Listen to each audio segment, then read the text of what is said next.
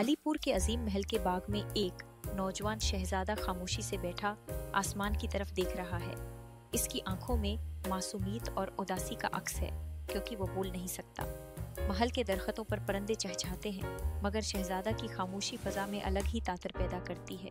شہزادہ عادل کی والدہ ملکہ زینب اپنے بیٹے کے کمرے میں آتی ہیں۔ وہ اپنے بیٹے کے سر پر ہاتھ پھیرتی ہیں اور اس کی آنکھوں میں امید تلاش کرتی ہیں۔ میرے بیٹے، تمہاری خاموشی میں بھی ایک دنیا آباد ہے۔ میں دعا کرتی ہوں تمہاری زبان کو بولنے کی طاقت۔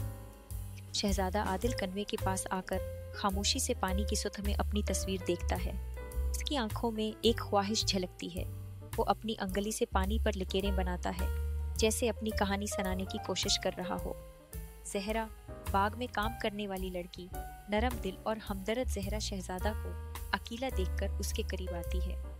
شہزادے صاحب، آپ کچھ کہنا چاہتے ہیں؟ میں سن سکتی ہوں، چاہے آپ نہ بول سکیں۔ شہزادہ عادل اسے ایک پھول پیش کرتا ہے اور زہرا اس کا پیغام سمجھ جاتی ہے۔ شہزادہ عادل اور زہرا اشاروں اور مسکراہٹوں کے ذریعے بات چیت کرتے ہیں۔ زہرا اسے اپنی کہانیاں سناتی ہے اور شہزادہ اپنی آنکھوں کے ذریعے جذبات کا اظہار کرتا ہے۔ آپ کے خاموش رہنے میں بھی ایک خوبصورتی ہے عادل، بعد اوقات الفاظ کی ضرورت نہیں پڑتی۔ ملکہ زینب محل کے لوگوں سے مخاطب ہوتی ہیں۔ میرا بیٹا بول نہیں سکتا، مگر اس کی خاموشی نے ہمیں سکھایا کہ محبت اور دوستی کے لیے الفاظ ضروری نہیں۔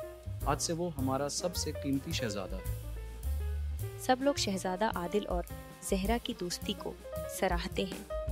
عادل کی آنکھوں میں اب تنہائی نہیں، بلکہ خوشی اور اعتماد ہے۔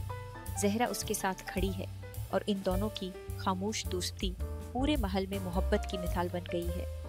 محل کے باغات میں اب شہزادہ کی خاموشی ایک نئی زبان بن چکی ہے، جو سب کے دلوں تک رسائی پا چکی ہے۔